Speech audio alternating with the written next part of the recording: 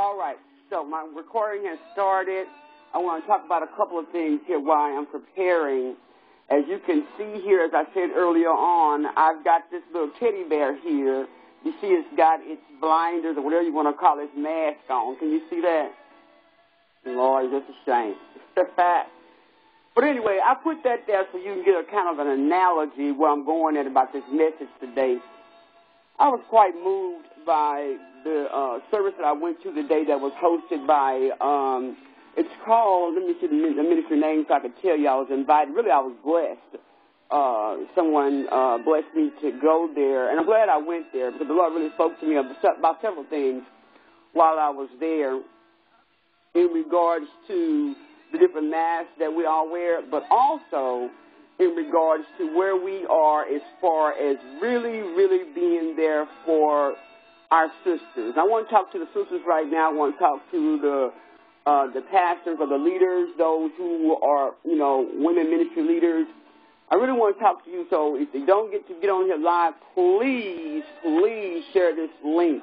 Let me set my timer because I do have two parts to this, but I want to make sure that I go back, and I'm trying to find my timer now.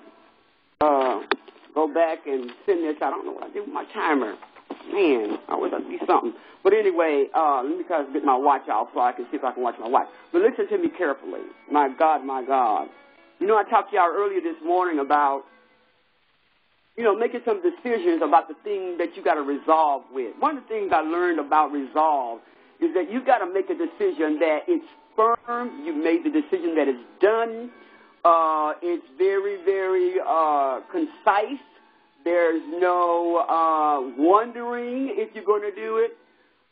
It is done. Now, you see I got this purple shoestring around my neck. That's why I'm telling you, please pay attention to me. I pray this is picking up on this recording. This purple shoestring means a lot to me. Everybody already know my story. They probably say they're sick of hearing it. But I'm going to tell you right now, we always sick of everything, and we're getting tired of this and that. But until it hit our door, until it's our daughter, until it's our son, somebody, maybe they're in an alternative lifestyle, gay, lesbian, whatever you want to call it, because we don't even have the stats concerning the gay and lesbian, domestic violence, and everything else that's going on in society today. A lot of that is just real quiet. But what I want to talk to you about, please share this message, please. Those that are watching me, please share this message. Because a whole bunch of these pastors preparing, we need to look at what are we preparing for? Are we preparing just for us to sit and get fat, or are we preparing in the hour that we need to be in right now to try to save some souls who we say, I don't know why they stay? Well, for a number of reasons. A number of reasons why we were doing the drugs and pimping and doing a whole lot of things that we were doing before we got in the pulpit with a collar on. I don't want to go there. I don't want to preach. I do want to talk about this here because my heart was really, really full. I listened to some of these women today, and one woman stood out to me concerning the reason why I wanted to share this message about where I'm going on tomorrow. Tomorrow I'm going to Cleveland, Texas. I'll be there tomorrow speaking to families and girls, teens. I pray that you all can try to take your suits off and your hats or try to get a bunch of women together, come down there. It's going to be in the park. Put some skin so soft on and do whatever you got to do. But come out there to support. If you've lost a loved one and someone's lost a loved one in your family, come out there. They're going to be doing a block party for the young lady named Latasha Green, where the person who she was dating, don't matter about the age, it don't matter about the circumstance. The fact of the matter is there's a soul died. And tomorrow, on Monday, will be her birthday. They asked me to come down there and talk about the matters of violence, to talk about family matters, okay? Not just violence, but family matters. Family matters not just in the church house. We're talking about family matters at home because whatever's at home going to the church house. You better hear me. And that's why we got a lot of shooting going on in the church, because the church is not prepared. But he choked her to death. He choked her to death. And we got women, and we see the news every day. They're dying. Young girls. Lord help me. They're dying. And so what is your resolve? What are you making a decision that you're going to do to make an impact in your community, to make an impact, just to resolve about some things, to resolve that you're not going to go back to the relationship, to resolve that you're not going to go back, keep dealing with them families that, got all this crazy mess going on. You need to resolve some things. But the young lady that I heard today at this service that I went to, the name of it is called G Will Talk Ministries, talking about real core issues. That's what I liked about it, because I don't go to a whole bunch of stuff playing around with all this old mess. I'm going somewhere where I'm seeing some impact. I'm going somewhere where some demons getting cast out. I'm going somewhere where lives are going to be changed when they leave there. There ain't a whole bunch of you trying to preach better than me and walking around in pumps. Lord, help me today in suits. It was that kind of service that I stayed the whole time. I didn't leave because I saw lives being changed. Not only were there women there from churches, there were women there from drug centers and young girls. That's my heartbeat right now. What we're going to do about these babies that sitting around with peanuts in their mouth. I know I'm talking to somebody that's saying that they are virgins. Lord help me. Hey. No. I don't have time for that other kind. I don't have time for that intellectual message that you're trying to preach to me or those that you choose. We need that word. But we better get another look again about what we need to be doing past Sunday. I know I'm talking to somebody. So anyway, I was too moved by, his name is Gregory Williams, pastor that is Gregory Williams. I want to send kudos out to him. And this young girl that I want to bring out from that service really moved me. And it was so moving to the point that I didn't know, my mouth was just open to hear one of the speakers that was there talk about her being on the pole. Oh, I know I'm talking to somebody that's in the choir right now, probably on the pole and going to be singing in the morning or praise dancing. Because there's nothing. There's no fear anymore. And so, anyway, she talked about the pole dancing. She talked about all these things that she did. She talked about the drugs. She talked about drug busts in her home. She talked about, all the violence and all these ways that she could have been killed. But our daddy God. She was not a statistic, bless God. Now she has come back, as Jude has told us, to take the very garment, the stench of that thing that's going through the lives of those that we know, and snatch them out of hell's gate. That's what that young girl is doing today. She told her testament. She never spoke to anybody before. But she got up there and she told it like it is. And she said, I just want to be a vessel to help somebody to know that we've got to reach these girls that's going out there selling their bodies, and a whole bunch of them that's selling their bodies at home, that's pimping and prostituting, don't think that they are sex trafficking their own self. Been there. That's mercy. Been there. But let me tell you one thing. In this hour right now, it's only going to be the word of your testimony. It's going to pull out the souls that are, down in the hole, in the pit. And one thing that I thought was another issue that came out there at that service. I'm going to get back on the service on tomorrow when I'm going to be at 2 o'clock p.m. talking about the purple shoestring. All you got to do is bring a purple shoestring or wear something purple. Please, if you bring the shoestring, I certainly appreciate it so I can tell you why when you get there.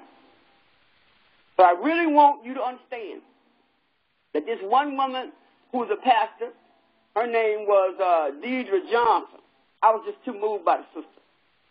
She talked about an issue that many of you who are watching me right now, who may not even realize that you're going through that. That's why we got to talk about a resolve. On part 2, I'll be talking a little bit more about the resolve and what we talked about, the resuscitation. But I'm going to be talking a little bit more in depth on part 2 in a few minutes about making sure you get prepared to do my 30-day, what they call challenge, starting beginning April 1st. That's going to run all the way through April to prepare yourself to pass over from the hell. Now, one thing we got to know is that we can fast all we want on food. I always say that. But until you're ready to really let hell go, really let all the other things go, really let all the other people go, really let all the other relationships go, you can't move forward. So anyway, let's go back to the young lady here, the pastor here, to talk about the situation here that's one that is so fluid today that many people don't realize that they really are in that shape. I once was there. Many of you are still suffering and battling rejection. Many of you are still going through silent self-rejection. And the reason why you're going through, let's turn this out. The reason why you're going through that is because you really don't want to admit the fact that you really need somebody to send you through some private deliverance or some counseling. Okay. I had to go get counsel. You know, one of the things we got to understand is that we got to get some help. This is the reason why I stayed. I had no help. This is the reason why I felt like, you know, well, my mom stayed with my daddy while he beat her up and run out of the house half naked and running for our lives. So maybe that's what I'm supposed to do. You know, I ain't had nobody to help Sandy out. You know, all I knew is you're supposed to try to stay with your man. I guess that's what a whole bunch of women are doing today. You know, the elders, there's no Titus II movement today in the churches. Many of them that's calling it Titus II is really fundraisers. Lord help us all. But let me talk to you right now about what this pastor said. She said she was so full of self-hate. That's where I was. I was so full of self-hate, I believe that if there was a way that if crack was out like it was out now and years ago, I'd probably been cracked out. But God, for such a time as this, he wouldn't allow that self-hate that I had to take me and be consumed that I would not be able to talk to you on the real. See, that's what it is. We don't have enough of real going on. And see, I'm not too proud, I'm not too collared up, I'm not too tightened up to tell you I've been there. Yeah, I've been there where I've been raped. I've been there where I've been battered. I've been there where I've been raped by people I know. People that was part of family. People that was in the family. People that, you know, that you thought was so friendly to you that, you know, you thought all was real. That all was cool. And they take you off to the graveyard. Thank God he saved me. Took me to the graveyard and raped me. Lord, help me all. Help us all. You know, I could have been killed and dumped right there at the graveyard, because back then it was Jack the Ripper back then. So I don't know what this dude's intentions was, but I bless God that I was kept alive for you. You and your daughter. And so I want to tell you what she said that really touched me, and I think in this hour right now you need to take good assessment of yourself. You know, am I really in self-hate? Am I really not resolved yet about the situation that I'm going through?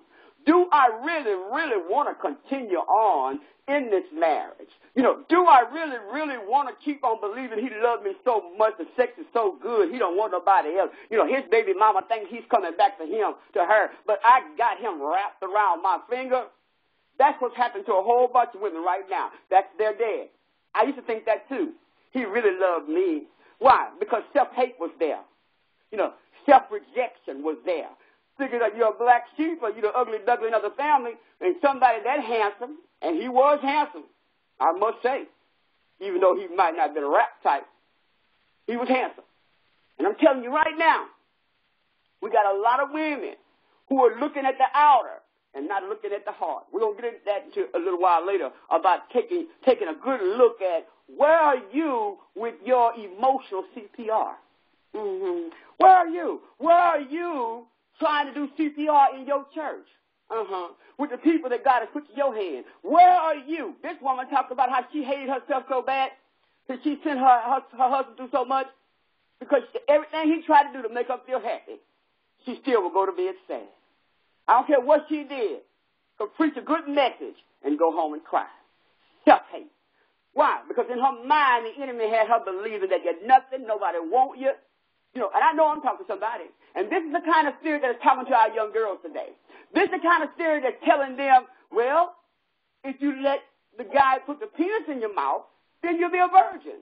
Well, if you let me put it in your rectum and you're a guy with a guy, then, you know, you'll be pure. Then we won't have babies. God help us all. And we want to sit back and have just church? Heaven forbid. Heaven forbid that you click me off and say, I ain't trying to hear that. She always got something negative.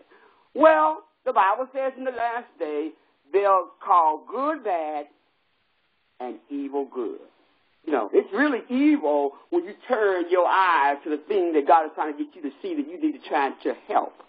And so she went on to say about how difficult it was for her to come out of that place and how hard it is for a whole bunch of people to really talk about the thing that is so true, and that is self-hate. Mm-hmm. She talked about that's one of the areas that nobody wants to talk about, that many of our children are suffering about right now. That's why they're hanging themselves. That's why the voice of the devil is getting louder in their ears, because nobody is listening at home. Yeah, mommy's in her room, but don't come in my room. daddies in the living room watching TV don't come in here with all that. Why? Because they're doing their thing. Don't come in here. Go in your room with your phone. Go in your room with your game. And this is why many of them are looking at the haters on Facebook and looking at the haters who are bullying them on all the different Snapchat and networks while you're watching your show, Empire. While you're watching your show or the game, let's not even get into that. A whole lot of marriages on the rocks are going through right now just by a football game because he's at home but not at home in her life or those children's lives. I know I'm talking to somebody. And so here we go. Violence starts to crank up. And then here we go. We feeling empty. We want to now cheat on our spouses. We want to think that we can hide and do these things and nobody's going to find out. But on tomorrow, which is the 20th, tomorrow, 26th, 27th, hold on. You need to be there or send somebody from the church. We need to talk about these family matters. And if you are in Cleveland, Texas, I'm not talking about outside the city here. I'm talking about Cleveland, Texas, north of Houston, at the park. Let me tell you the park again. The park is called Samuel Wiley Park. And it's 26th at 2 o'clock p.m. They just ask you to wear purple. Remember, this is a celebration in memorial to make sure that we're celebrating her birthday. And I am asked to come and talk about the real, the things that a whole bunch of these women, young girls, are still in these relationships about. And most of it is sexual soul tie addictions. That's where I was. Feels good, don't want nobody else with it. Let me tell you something right now. It's going to kill you. If you don't get the help you need, it's going to kill you. And today, many parents who are trying to get their kids where they need to be is not just killing that child, they're killing the whole house. God help us all. God help us all. And so we're going to be, doing that memorial for Latasha Green, as I said, at Samuel Wiley Park tomorrow. Trying to see what else I'm supposed to announce to y'all about before I get to part 2. Before I get on here to talk to y'all about the CPR and making sure you get prepared for the 30-day challenge for you to really put those things to death that I told you about. We're already in the 3rd month. And many of you are still holding on to hell that God told you to let that person go, let your family members go, the ones that still want to play church. You still want to hold on to that. So you got to stay with part 2. I'm going to come back and talk about that. You're in a CPR mode right now. And emotionally, you need it. And so tomorrow, you need to be there if you can. Bring your purple shoestring or simply wear purple. You don't even want to sit, and I'll tell you why when you come. Just bring the purple shoestring. Okay? Now, I'm really moved that they asked me to come and talk about this subject. I'm always open to come and talk about family matters, because family matters is not talked enough about these issues in the church. We got to talk about family matters. We got to sit across. I hope your pastors will come back and listen. You didn't forward out to your pastor. I hope a bunch of you understand that we're going to have to slice out some time and talk about family matters in the church. At least once a month, y'all. Come on now. You're going to have to do that because people are depressed. People are losing their mind. We got so many mentally ill people in the church. And we don't want to leave out in leadership. Lord help us all. And so anyway, let me go back to what I was going to say on here. And so one of the things the Lord spoke to me, I wanted to read what he spoke to me yesterday before I get off here. I'm going to really get off here in a minute. I was trying to find the note. I'm just so hyped up on what happened today. Lord God, my God. He talked to me yesterday about, that I'm going to be sharing with you in a few minutes on part 2, about how many of us, the reason why we stand in these places and we're not moving forward, we're in the 3rd month of 2017, and here we go, push the shift into Passover month. That's what I'm going to talk about on part 2 here, for you to do the 30-day challenge. So you can go ahead on and kill hell. Don't try to keep resuscitating stuff you already know is dead. God is not happy about that because you're still trying to revive it. So we're going to talk about that. But what he showed me was that many of us roaming and roaming around and trying to negotiate with hell. In other words, what you're doing that's causing these things to keep on visiting you, you're not going ahead, is because he said you're roaming and you're waddling around in your own vomit. Lord help us all. That's really nasty thinking about that, isn't it? When he said it, I was like, ooh, Daddy. Yeah, you know, he said, let him know. Why do you want to continue to roam around and waddle in your own vomit? Why? Why you won't be a testimony? In the stats here, 158 women were killed by their intimate partner. And 20% of these were homicides. To the point that it was just ridiculous to even call what all had happened. It was just pathetic. And more today, we're having them kill the whole house. And we're going to come back and talk about how they're killing the grandparents and the mamas today, you know, and saying they don't know what happened to them because they snapped and they own the church pews. And so, Pastor, why they own the church pews and you're doing a good message, you're doing a great work, but what are we going to be doing about those that are in hell's fire? You say, well, I'm not no counselor, I'm a preacher. Well, the last time I looked, I think a pastor even counsels. But the reason why you want to just stay in that vein and or not get those who need that you can see that God is showing you to have that gift, maybe you don't want them to get an understanding of what they need, and so they just sit there and just be on the edge of insanity. Maybe, just maybe that might be it. Or maybe some people just want them to stay crazy so that then they won't get an understanding of who they are, what they need to be doing. Why? Because they might leave and then, there goes the money, so you can't pay the note. Maybe. I'm just saying, just maybe.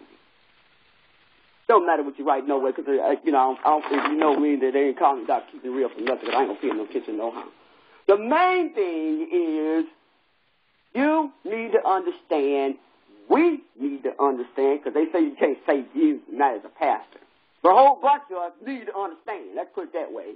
A whole bunch of us need to understand that we need to start to prepare to revive our own hearts and our own minds. We're going to talk about that in a few minutes on the CCR method. But the Lord went on to tell me these things. Now, I was looking for a little note before I go what he told me. Here it is, so you can see. I always tell people I ain't lying. Look, this is how he talks to me when I'm driving. I'm like, Daddy.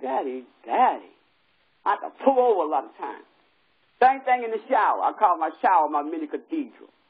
But at that conference, that's why I got the little bear here, a whole bunch of us is doing this. Just wearing the mask on the church. All kind of mask names is what we talked about today. Just wearing this. The mask of titles, the mask of clothes, the mask of, well, leave that out, identity, crisis. You say God had you born that way. Lord help us all. Anyway, this is where we are now. He said, we're about, this is what he wrote, totally right, we're about to exit the third month. And some of us are still holding on to relationships that must be released in love, in the fruit of the Spirit, and stop hanging on and stop trying to revive people that ain't even, not only are they jealous, they're not even honest. You still want to hang around with liars and cheaters and thieves and stuff like that. They're not honest. You want them to hang with you because y'all been friends for years. Lord help us all. Then he went on to say that God is trying to take you. I'll share that on the next part of it because I don't want to stay on here much longer. But I'm trying to see what else I need to share before I get off here. Okay, on the 28th, now let me slow down because I'm so excited about what God is fixing to do on tomorrow. I'm so excited I'm going to kill me some more devils. I'm going to snatch some souls out of hell on tomorrow. Look out, devil. Anointed and appointed for such a time as this. This baby was choked to death in her own house while her baby slept in the other room. I'm so tired of hearing it. I'm so tired of hearing people that are right in your own neighborhood blowing the whole house up with blowing their brains out. They call it murder-suicide. Lord help us all. Anyway. And so I wanted to share, what am I at? I'm just so run on. Okay, tomorrow, I mean April 8th. April the 8th. Okay. If you are clergy And if you have ever went to any trainings that we've done through my school over the years, we'd love to have you to come and witness a wonderful outpouring. Rainmakers are going to be April the 8th at 12 o'clock sharp. If you'd like to march in with us with your clergy, we ask you to wear black and white, and please bring a Bible, not your phone, and not one of them little bitty Bibles like this. Please bring a regular-sized Bible, and and your clergy. Okay, you can wear your collar, or you can wear you can wear your robe. Just whatever color your robe is, that's fine. But if you're gonna wear your clothes, you would just wear black and white. We'd appreciate that. And what else? You need to be there at 11, okay, because it starts at 12, and we start processional at 11:45. We are marching in like soldiers. And what else? Be there at 11 if you're clergy. Even if you haven't ever attended the school and you want to come in and just celebrate with us, with those that are graduating with their credentials on April the 8th through our school, please come. Be there at 11 o'clock sharp so you can kind of get your march down with us. And also make sure that if you get there at 11 o'clock or if you want to come and just come and sit with us, please call me or email me or hit me here and let me know so I can have you a seat, good seat, not a good seat, but a seating for you if you're clergy. So you don't have to have went to school here. If you know me, I've been part of this ministry and followed me over the years, we'd love to have you to come and witness the clergy that's going through our school that's graduating for their credentials in the fivefold. April the 8th, because on my recording I kept saying April the 3rd, but it's April the 8th at 12 o'clock is when it starts. Clergy and everybody else have to be there at 11 o'clock. Like I said, get your march down. And something else I keep forgetting to say. Oh, address. 3334 Pinemont. 3334 Pinemont is where it's going to be held at. It's going to be held at Pastor Kathy Comer's church, which is Triumphant Glory Ministries. That's 3334 Pinemont, okay? We did not do a Facebook. Everybody that knows this ministry, I don't believe in a whole bunch of advertising about our school because I believe if God wants you there, you'll be there. And so far, God has blessed this ministry and has really, really used this apostolic oil that's on my life and those leaders that have come alongside who are professors and taught. It is to God be the glory. We would love to see you there. It's always an anointed service. God really moves in our ceremonies, and we love to have you come in and be in the house. Something special is going to happen that day. Can't share it here. Hope you'll be there to witness what God is going to do that day. And I've got a great announcement that I'm going to share as well for where the next, I call it jet, that this ministry is soaring to. And so I want to say, if you want to hear the part that you need to talk about the CPR and the 30-day journey with me, please make sure that you stay tuned for part 2, which I'm going to come right back and do because I got to get this done because I got some stuff to do, and I will not be able to talk to y'all on Sunday Night Lights. That's why I'm doing this, because I'll be out there in Cleveland making sure that I kick the door in on the enemy and snatch us Sunday those women and those who have lost their identity out of Hell's Gate. I'll be back for part 2. Please share this. Love you so much. God bless you.